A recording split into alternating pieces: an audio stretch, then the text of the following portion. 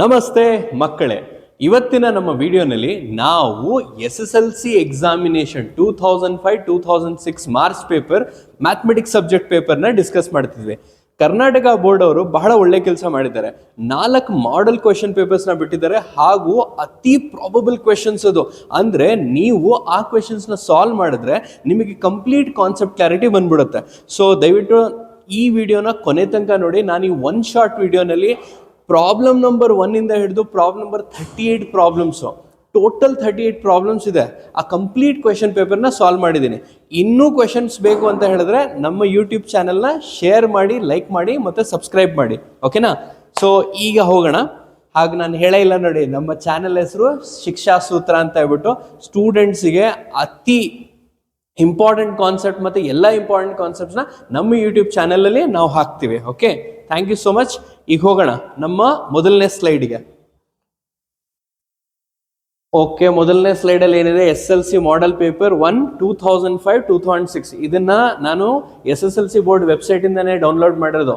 So ನಿಮ್ಮ ಹತ್ರ ಇದೆ ಅಂತ ಹೇಳಿದ್ರೆ ಪೇಪರ್ ಬಹಳ ಒಳ್ಳೆಯದು, ಇಲ್ಲ ಅಂತ ಹೇಳಿದ್ರೆ ಇದನ್ನು ಫಾಲೋ ಮಾಡಿ.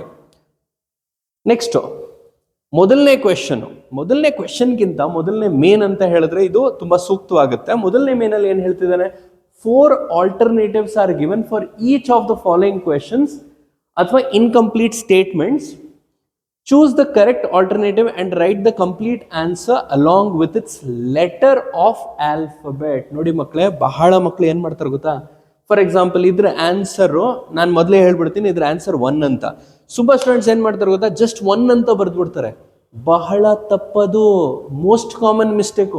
ಸ್ಟೂಡೆಂಟ್ ಏನು ಮಾಡ್ತಾರೆ ಗೊತ್ತಾ, ಆನ್ಸರಲ್ಲಿ ಹಿಂಗೆ ಬರೀತಾರೆ, ಆನ್ಸರಲ್ಲಿ ಆನ್ಸರ್ 1 ಅಂತ ಬರೀತೀರಾ. ಇದು ಆನ್ಸರ್ 1 ಆದ್ರೆ ನಿಮಗೆ 1 ಮಾರ್ಕ್ಸ್ ಸಿಗೋದಿಲ್ಲ.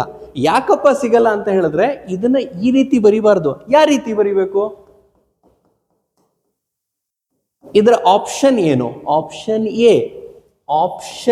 ಎ ಆನ್ಸರ್ 1 ಈ ರೀತಿ ಬರಿಬೇಕು. ಅರ್ಥ ಆಗ್ತಿದ್ಯಾ? ಡಿಫ್ರೆನ್ಸ್ ಅರ್ಥ ಆಗ್ತಿದ್ಯಾ? ನಿಮ್ಮ ಆನ್ಸರ್ 1 ಎಲ್ಲರಿಗೂ ಗೊತ್ತು, ಇವನ್ ಇವ್ಯಾಲ್ಯುವೇಟರ್ಗೂ ಗೊತ್ತು, ಆದರೆ ಅವ್ನು ಮಾರ್ಕ್ಸ್ ಕೊಡಂಗಿಲ್ಲ. ಯಾಕೆ ಅಂತ ಹೇಳಿದ್ರೆ ಇಲ್ಲಿ ಮೇನಲ್ಲಿ ಕ್ಲಿಯರ್ ಆಗಿ ಹೇಳಿದ್ದಾರೆ, choose the correct alternative and write the complete answer along ಅಂತ ಹೇಳಿದ್ರೆ ಅದ್ರ ಜೊತೆ ಅಂತ, along with its letter of alphabet. ಇದು ಆಲ್ಫಾಬೆಟ್ ಎ, 4 ಆಲ್ಫಾಬೆಟ್ಸ್ ಇರೋದು. Alphabet A, alphabet B, alphabet C, alphabet D. ಅರ್ಥ ಆಯ್ತಾ? ಈಗ ಸರ್ ನೀವೇನೋ ಸುಮ್ಮನೆ ಆನ್ಸರ್ ಬರೆದ್ಬಿಟ್ವಿ ಹೆಂಗೆ ಅಂತ ಹೇಳ್ಬಿಟ್ಟು ಹೇಳೇ ಇಲ್ಲ. ಈಗ ಹೇಳ್ತೀನಿ ನೋಡಿ. ಇವ್ರೇನು ಹೇಳ್ತಾನೆ, the HCF of 3 and 5 is ಅಂತ ಕ್ವೆಶನ್ ಕೇಳ್ದ. ಸೊ ನಾನು HCF, ಓಕೆ, ಸೊ ಈಗ HCF ಆಫ್ 3 and 5 ಮಾಡುವ. ಓಕೆ, ಏನಪ್ಪ ಈ HCF ಅಂತ ಹೇಳಿದ್ರೆ ನೋಡಿ, ಫಸ್ಟ್ ಆಫ್ ಆಲ್ HCF ಅಂದ್ರೇನು ಅರ್ಥ ಮಾಡ್ಕೊಳ್ಳೋಣ. ಹೈಯೆಸ್ಟ್ ಕಾಮನ್ ಫ್ಯಾಕ್ಟರ್ ಅಂತ ಹೇಳ್ತೀವಿ. ನಾನು ನಿಜ ಒಂದು ಮಾತು ಹೇಳ್ತೀನಿ, ನನಗೆ ಕ್ಲಾಸ್ 10th ಅಲ್ಲ ಕ್ಲಾಸ್ 12th ತನಕ ಬರೋ ತನಕ ಫ್ಯಾಕ್ಟರ್ ಅಂದ್ರೇನು ಅಂತ ಗೊತ್ತಿರಲಿಲ್ಲ. ಏನು ಫ್ಯಾಕ್ಟರ್ ಅಂದರೆ, ಒಂದು ಎಕ್ಸಾಂಪಲ್ ತಗೊಳ್ತೀನಿ. ಎಕ್ಸಾಂಪಲ್ 15ನ್ನ ಯಾವ್ಯಾವ ನಂಬರಿಂದ ಡಿವೈಡ್ ಮಾಡ್ಬೋದು? 15ರಿಂದ 1 ಇಂದ ಡಿವೈಡ್ ಮಾಡೋದು. ಇದು ಯೂನಿವರ್ಸಲ್. 1 ಎಲ್ಲದನ್ನು ಡಿವೈಡ್ ಮಾಡುತ್ತೆ. ಸೊ 1 ಆಮೇಲೆ 3ಇಂದ ಡಿವೈಡ್ ಆಗುತ್ತೆ, ಕರೆಕ್ಟಾ? 15/3 ಆಗುತ್ತೆ. ಆಮೇಲೆ 5ಇಂದನೂ ಡಿವೈಡ್ ಆಗುತ್ತೆ, ಕರೆಕ್ಟಾ? ಆಮೇಲೆ ದ ನಂಬರ್ ಇಟ್ ಸೆಲ್ಫ್ 15ದಿಂದ ಡಿವೈಡ್ ಆಗುತ್ತೆ. ಯಾವುದೇ ನಂಬರು ಅದೇ ನಂಬರಿಂದ ಡಿವೈಡ್ ಆಗಲೇಬೇಕು. ಓಕೆ, ಸೊ ಇದರ 4 ಫ್ಯಾಕ್ಟರ್ಸ್ ಬಂದರು. ಹಾಗಾದರೆ ಫ್ಯಾಕ್ಟರ್ಸ್ ಅಂದ್ರೇನು? ಯಾವ ನಂಬರು ಡಿವೈಡ್ ಮಾಡ್ತವೆ. Divisor is equal to factor. ಜ್ಞಾಪಕ ಇಟ್ಕೊಳ್ಳಿ, divisor is equal to factor.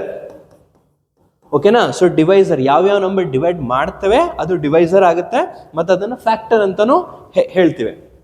So highest common factor of 3 and 5. So ಯಾವ ನಂಬರು 3ನೂ ಡಿವೈಡ್ ಮಾಡುತ್ತೆ ಮತ್ತು 5ನೂ ಡಿವೈಡ್ ಮಾಡುತ್ತೆ ಅಂತ ಹೇಳ್ತಿರೋದು. ಓಕೆ, ಇನ್ನೊಂದು ಸ್ಲೈಡಲ್ಲಿ ನಾನು ಬರ್ಕೊಳ್ತೀನಿ, ಫ್ಯಾಕ್ಟರ್ಸ್ ಆಫ್ 3. ಈಗ ಸ್ವಲ್ಪ ಈ ವಿಡಿಯೋನ ಪಾಸ್ ಮಾಡಿ ನಿಮ್ಮ ಮನಸ್ಸಿನ ಕಣ್ಣಿಂದ ನೋಡಿ, ಯಾವ್ಯಾವ ನಂಬರ್ಸು 3ನ ಡಿವೈಡ್ ಆಗುತ್ತೆ. 3 ಪ್ರೈಮ್ ನಂಬರು. ಪ್ರೈಮ್ ನಂಬರ್ ಅಂದ್ರೇನು?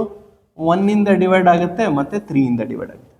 ಪ್ರಪಂಚದಲ್ಲಿ ಮತ್ತೆ ಯಾವ ನಂಬರ್ಸೇ ಇಲ್ಲ ಈ 1 and 3ನ ಬಿಟ್ಬಿಟ್ಟು 3ನ ಡಿವೈಡ್ ಮಾಡೋಕ್ಕೆ. ಅರ್ಥ ಆಗ್ತಿದ್ಯಾ? ಸೊ 3 ಡಿವೈಡ್ ಆಗೋದು 1ಇಂದ ಮತ್ತು 3ಇಂದ. ಹಾಗಾದ್ರೆ ಈ 1 and 3 ಏನು ಫ್ಯಾಕ್ಟರ್ಸು. ಅರ್ಥ ಆಯ್ತಾ? 1 and 3 ಫ್ಯಾಕ್ಟರ್ಸ್ ಆಗುತ್ತೆ.